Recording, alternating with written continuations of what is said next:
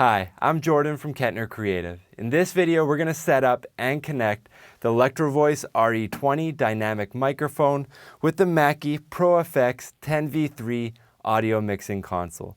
This is my favorite dynamic microphone. I like it better than the Shure SM7B. It sounds a little bit brighter, almost as if it's going into condenser microphone territory, but it still does have extremely good noise rejection. It sounds great.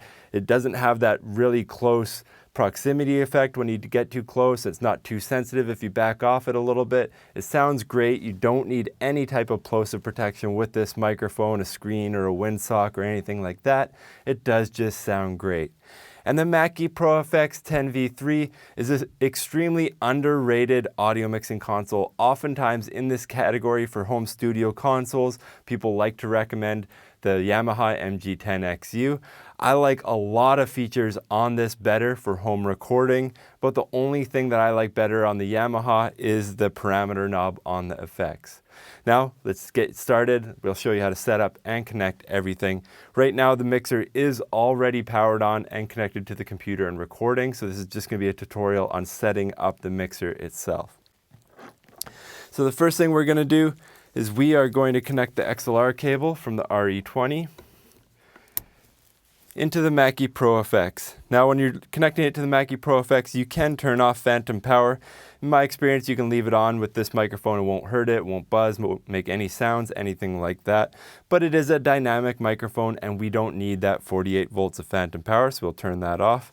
We'll take a quick look at the board before we connect it, just make sure everything is reset.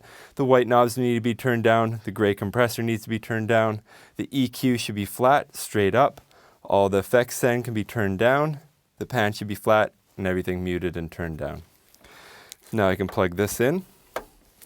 I like turning the level up to that U, 0 or unity position there on the main output.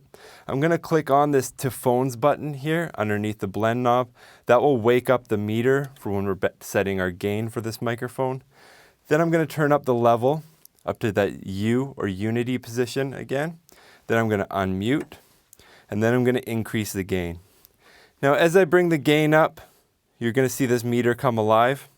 Now Mackie says to keep turning it up until that level light there goes green, but I don't want to do that. I'm going to keep turning it up until we're somewhere between -18 and -12. So if we look over in Logic here, you can see that I'm peaking at about -21. This is a bit more accurate than the meter on the Mackie, so I'm going to turn it up just a little bit more here. So we just want to get that -18 there. You can see that we hit -13 there. Back it down just a little bit, and this is where I want to be.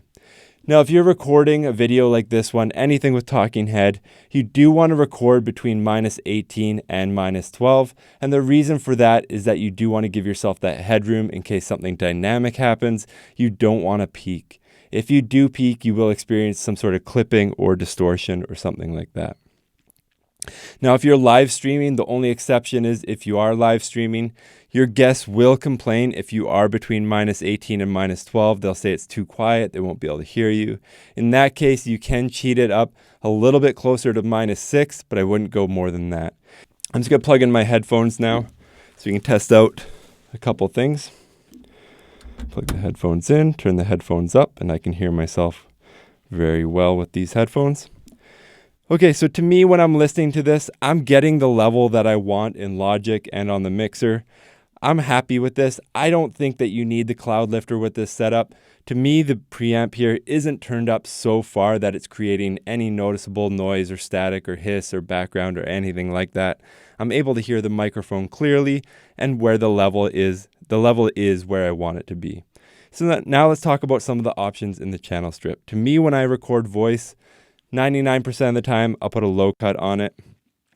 That just rolls off the low end. On the Mackie, it's below 100 Hertz. You can also achieve the same thing on the RE20. The RE20 does have a low end roll off on the side. Generally, I don't like messing with switches on microphones.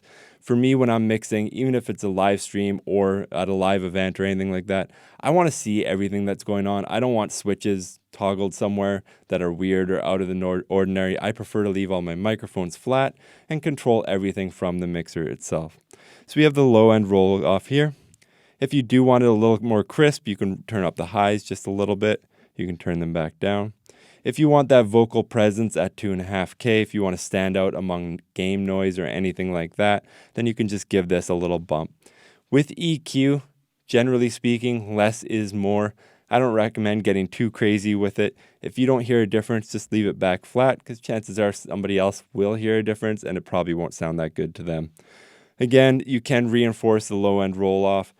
This is at 80 hertz here, so this is like way down there. This basically just cleans up kind of that muddy feel to the sound a little bit. So if you do want to sound a little bit more crisp, you can do that. Now the compressor on the Mackie ProFX does have a fixed compression ratio. It does not have any makeup gain, so it's extremely easy to use. As you turn that one knob compressor, you're basically just lowering the threshold, and anything that exceeds that threshold in your audio will just get compressed at a ratio of 6:1. It is pretty aggressive, so you will hear the compression kick in, but it's a nice way if you are streaming. Before I was talking about gain setup with this microphone. If you're doing live streaming and you need to cheat it closer to that 0 mark, putting in a 6:1 compressor, like what's built into the mixer here, is a really good way of limiting yourself and protecting yourself from potentially clipping. For me, I like generally turning it up about a third or so. That just adds a little bit of conservative at the top. Just make sure if something dynamic happens that it just gets squished back down so it doesn't peak or anything like that. Now again, you can pan it if you want. You can turn up the effects if you want and run them through the effect generator. We have some other videos on how that works. But that's pretty much all the settings that I would use with this microphone. If you do end up using the Cloudlifter, the one note is that you do need the 48 volts of phantom power to power the Cloudlifter. It won't hurt this dynamic microphone at all. I don't think it's necessary. We're all set up here.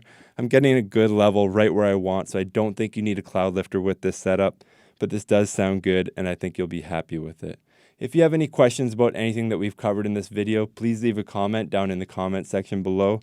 If you do want pricing or specs for anything that you see in this video, we have a ton of links down in the description below. And if you want to see more videos like this in the future, please like and subscribe. Thank you for watching.